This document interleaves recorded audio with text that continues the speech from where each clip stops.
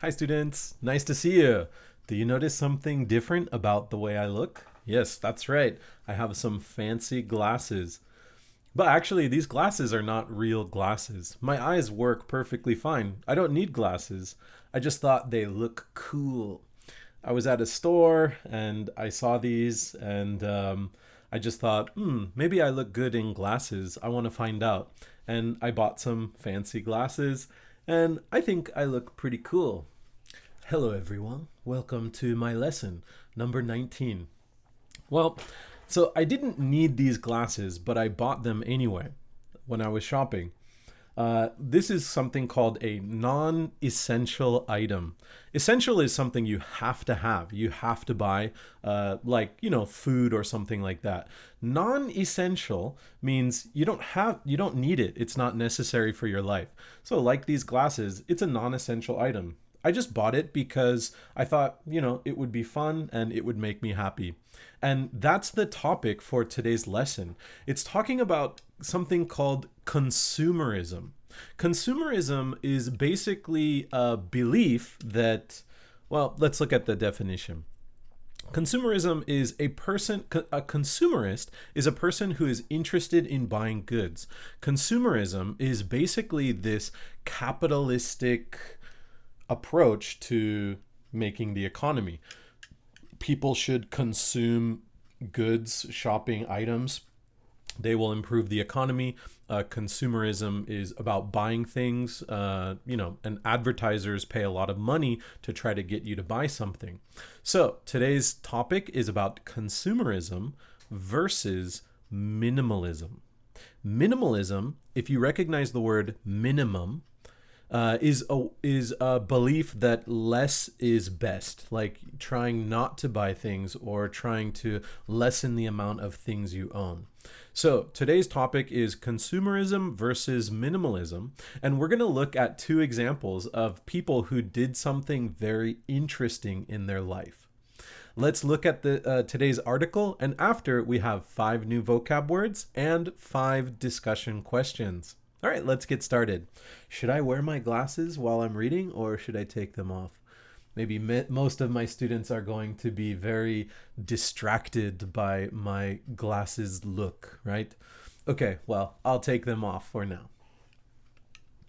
All right, consumerism versus minimalism. One activity that many people are missing recently is the ability to go shopping. I'm not talking about grocery shopping at a supermarket. I'm talking more about going to a department store, shopping mall, or our favorite fashion store and browsing fun items to buy. Because of the pandemic, we haven't been able to go shopping at our favorite places. Or if we go, we have to take many precautions to prevent the spread of the virus. Many people have decided to keep up their shopping habits online by going to various online stores like Amazon, Rakuten, or other major retailers. Or people decided to try buying used online items from places like Yahoo Auctions or Mercari. Whatever the case, shopping is an important part of people's lives. And whether they go out or stay in, people must shop. But what if you decided to stop buying things for a whole year? Let's look at 2 families who decided to take on that challenge. Joffrey is a Canadian man who got a roommate, and he had to throw away a lot of his things to make room for his roommate. He realized that he had a lot of stuff that he didn't use in his house. He felt comfortable with his consumerist lifestyle. Sorry, let me say that again. He felt uncomfortable with his consumerist lifestyle. He talked to his roommate and they decided to try an experiment to live without buying anything unnecessary for a whole year. Of course, they still had to buy food, but they stopped going to restaurants and decided to just prepare food at home. They no longer got their haircuts from professionals and decided to cut each other's hair. Instead of taking the bus or train, they walked or rode a bike wherever they wanted to go. They also started growing vegetables and fruits to try and live more sustainably. Joffrey says that it wasn't always easy and that after long days at work, it was hard to prepare food. They both said that they found a community online to help support them in their decision.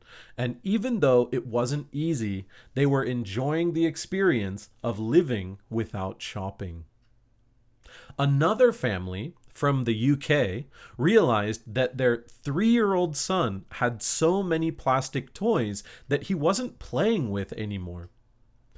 Every time they went shopping, their son wanted to buy a new shiny toy, which he looked at eagerly in the store.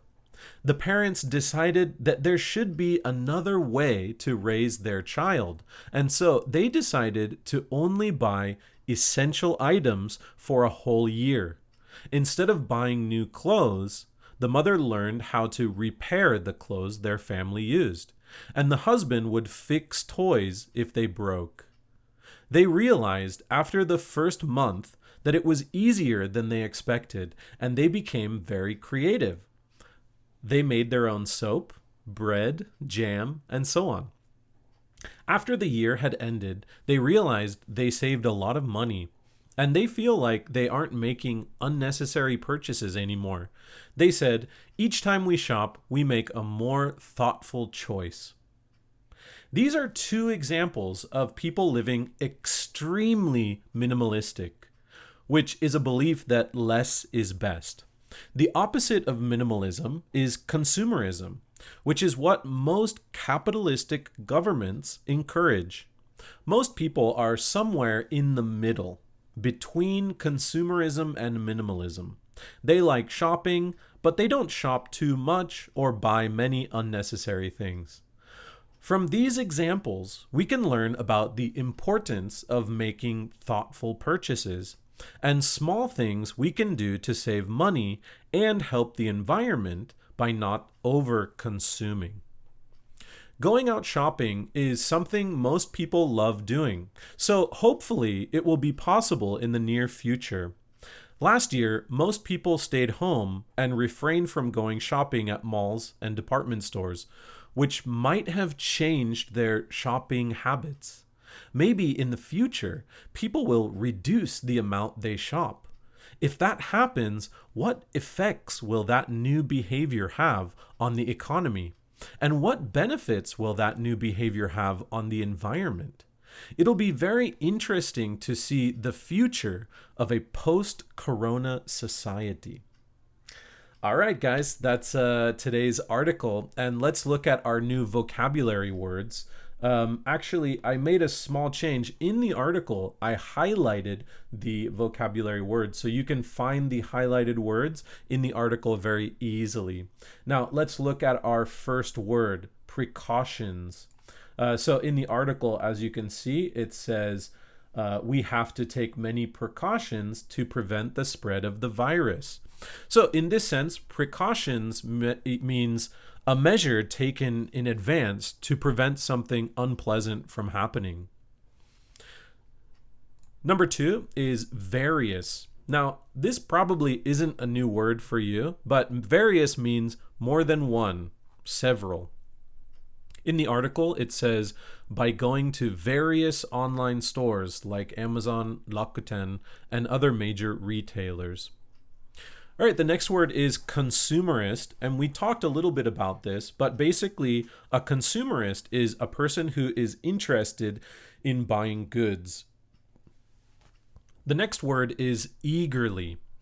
Eagerly is emphasize a strong desire to do or have something. In the article, a boy went to the toy store and he looked eagerly at the new toys. Every time they went shopping, their son wanted to buy a new shiny toy, which he looked at eagerly in the store. And the final word is essential, absolutely necessary and extremely important. In the article, we talked about essential items. So these families only decided to buy essential items for the whole year. This means like supermarket food and milk and bread and meat. essentials. Well, I talked a lot about the consumerist life, and I mentioned that the economy might be affected in the future because our behavior changes based on our shopping. I think that that's a pretty interesting psychology study about how our behavior might change because we stayed home for a long time due to the coronavirus. It might be an interesting thing to think about. But the questions that I made are not really about the government or economy or anything. So let's look at our 5 questions, and I'll answer one of them after I'm done reading them. So let's look at question number 1. How often do you spend money on non-essential items? How often do you spend money on non-essential items? So this means like how often do you go shopping, or how often do you, buy something fashionable like a cool new pair of glasses and so on. Number 2 says, could you be comfortable not buying anything for a month or longer? Could you be comfortable not buying anything for a month or longer? Might be very difficult. Number 3, when you go shopping, what are some things you enjoy buying? What stores do you like best? What are some things you enjoy buying? What stores do you like best? Also, you can answer this question however you want. So, where do you like to go? How often do you go? What's your favorite shop's name? What did you buy recently? What is your favorite item? And so on. Anything is okay for number 4. Number 3. All right, next is number 4. If you got a lot of money, for example, if you won the lottery, what would you buy? What would you buy? All right, be careful because the key word here is buy. What would you buy? So I asked this question to many students, and many students answered, I would save my money, or I would give my money to my family, or something like that. But this is not this question. This question is, what would you buy? Of course, if you won the lottery, it's difficult to spend so much money at once, but of course you will buy something, right? So please answer the question, if you got a lot of money, for example, if you won the lottery, what would you buy? Okay, and number 5 is, have you ever bought anything secondhand? Secondhand means used, like a used items, used recycle shop, and so on. So in the article, we looked at family number 2, the UK family, and something that I researched was they bought a lot of used clothes if they could get something used. And in the beginning of the article, we talked about doing online used shopping at Mercari. Mercari is an app that people use to buy used things from other people. So my question is, have you ever bought anything secondhand? Secondhand means used. If you did buy something secondhand, tell me about it. And do you usually buy things secondhand? And you can give me some more information if you want, or you can tell a story. All right, well, I'm going to answer one of these questions, and I think I will answer question number 3. When you go shopping, what are some things you enjoy buying? What stores do you like the best? Well, as you know, I really love 2 things. I love books and I love technology. So, of course, you have to go to 2 different stores to enjoy those things, a bookshop or electronics store. So first, I like going to the bookstore, and in America, there's a really, really big bookstore called Borders Books. And it's an amazing bookstore. It's so big. They have so many different categories of books: classic literature, fantasy, sci-fi, biographies, and so on. They even have like a history section, which I really love. So I love going to books and I love buying books. Unfortunately, in Japan, there are not so many English bookstores. And if a bookstore has an English section, it's very small and the books are not super interesting for me. But I have an electronic book reader, and that helps me buy books. I just buy them on Amazon or another online store, and I download the digital book and I upload it onto my, uh, it's called a Kindle. It's an e reader, an electronic reader, and I can read books electronically. So the second thing I really like is buying technology. As you know, I have a lot of good technology. I have a really nice PC. I have a cool microphone, a webcam. Um, I like playing a lot of video games. As you can see, here's my video game controller. And yeah, I like various kinds of technology. So I love going to big electronic stores like Yodobashi Camera or Bic Camera. And I like doing a lot of online shopping to try to find good deals too. So those are the stores I like best. Those are the things I like buying. I'm interested to hear what you guys like. I know it will probably be very different from my category, my tastes, but that's mine. Sorry, I should have gone big screen earlier. Hello. So those are my answers, and that's all for today's episode of Max Sensei's online English class.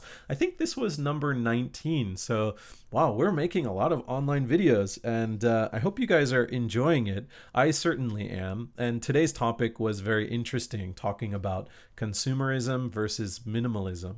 So, let's think about that this week. Please answer the questions as best you can, and I'm waiting for your answers. I'll make sure to respond to everyone's answers.